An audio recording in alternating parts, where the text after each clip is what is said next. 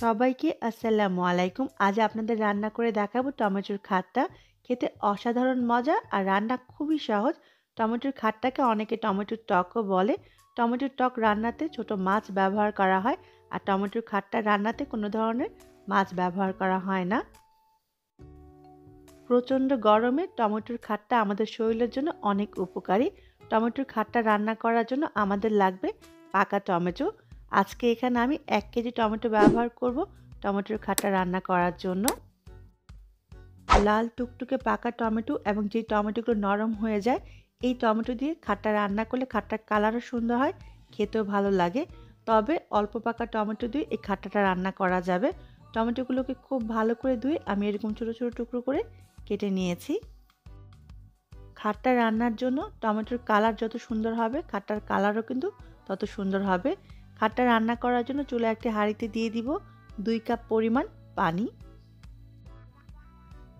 দিয়ে দিব স্বাদ অনুযায়ী লবণ, 3টা কাঁচামরিচ কেটে দিয়ে দিলাম। খাট্টাতে ঝালের পরিমাণটা বেশি হলে কিন্তু খেতে ভালো লাগবে না, তারপরেও আপনি আপনার স্বাদ অনুযায়ী কাঁচামরিচের পরিমাণটা কম বেশি করে নিতে পারেন। 2 টেবিল চামচ পরিমাণ রসুন কুচি দিয়ে দিলাম। খাট্টা রান্নাতে রসুনের পরিমাণটা একটু বেশি ব্যবহার করা হয়, তাহলে খাট্টার টেস্ট বেশি ভালো আসবে। দিয়ে দিব হাফ চা চামচ পরিমাণ হলুদের গুঁড়া। এবার সবগুলো উপকরণ একসাথে মিলিয়ে আমি রান্না করে নেব 2 থেকে 3 মিনিটের মতো। যখনই পানিতে এরকম বলক চলে আসবে, তখন এর মাঝে কেটে রাখা টমেটোগুলো দিয়ে দিব। টমেটোগুলোকে খুব ভালো করে নেড়ে মিশিয়ে নিব।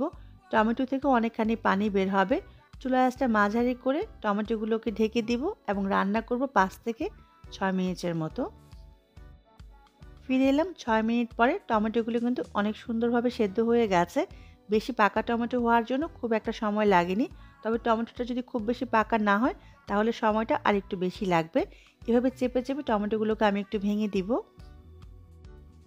এবার টমেটো খাট্টা বা টকের জন্য আমি এখানে 4 থেকে 5 কাপ পানি দিয়ে দিব। আপনি খাট্টা কতটুকু পাতলা করবেন তার উপর ডিপেন্ড করে পানির পরিমাণটা ব্যবহার করবেন। আপনি যদি খাট্টা বা টমেটোর টক ঘন পছন্দ করেন, সেক্ষেত্রে পানির পরিমাণটা আরেকটু অল্প ব্যবহার করবেন। সবগুলো উপকরণ একসাথে খুব ভালো করে নেড়ে মিশিয়ে নিব।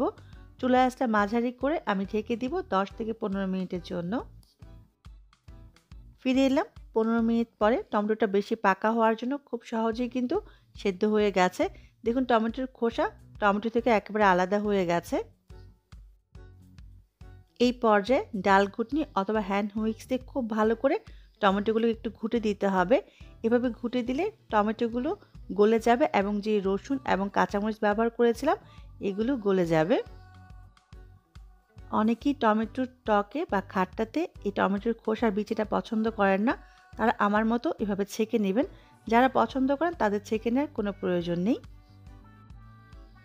টমেটোগুলোকে খুব ভালো করে আমি ছেঁকে নিয়েছি। এবার খোসা আর এই বিচিগুলো আমি ফেলে দিব। টমেটোর টকটা আবারও একই পাত্রে আমি ঢেলে নিব। এবার খুব বেশি সময় রান্না করার প্রয়োজন নেই। এবার চুলায় দিয়ে আমি একবার বলক আসা পর্যন্ত অপেক্ষা করব। তবে আপনি যদি আরেকটু পাতলা খেতে চান, তাহলে আরেকটু পানি অ্যাড করে নিতে পারেন। আমার মনে হয় এতটুকুই ঘনত্ব ঠিক আছে, সেজন্য আমি আর পানি অ্যাড করব না। এবার চলে যাব বাগার দেওয়ার জন্য। টমেটোর খাট্টাতে অবশ্যই বাগারে দিতে হবে। চুলায় একটি প্যানে দিয়ে দিব 1 চা চামচ পরিমাণ তেল। খাট্টা বাগারে তেলের পরিমাণটা খুবই অল্প ব্যবহার করতে হবে। দিয়ে দিব 3টা শুকনা মরিচ। শুকনো মরিচগুলোকে সামান্য একটু ভেজে নিয়ে দিয়ে দিব 1 টেবিল চামচ পরিমাণ রসুন কুচি। খাট্টা বাগারে রসুন কুচি ব্যবহার করতে হবে পারফেক্ট খাট্টার টেস্টের জন্য। টমেটোর খাট্টা বাগারে পেঁয়াজ কুচি দিলে কিন্তু খাট্টার পারফেক্ট টেস্ট আসবে না, রসুন কুচি ব্যবহার করতে হবে। রসুন কুচিগুলো ব্রাউন কালার হয়ে গেছে, বাগারের জন্য একেবারে রেডি হয়ে গেছে। এবার উঠিয়ে আমি টমেটোর খাট্টার মাঝে বাগারটা দিয়ে দিব।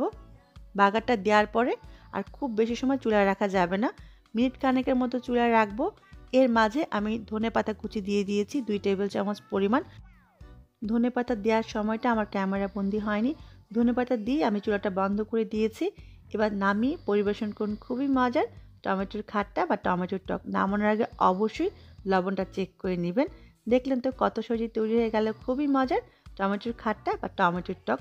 অবশ্যই বাসায় রান্না করবেন আর আমার কমেন্ট বক্সে জানাবেন কেমন হলো। সবাই অনেক ভালো থাকবেন, আমার জন্য দোয়া করবেন। আবারও দেখা হবে। আল্লাহ হাফেজ।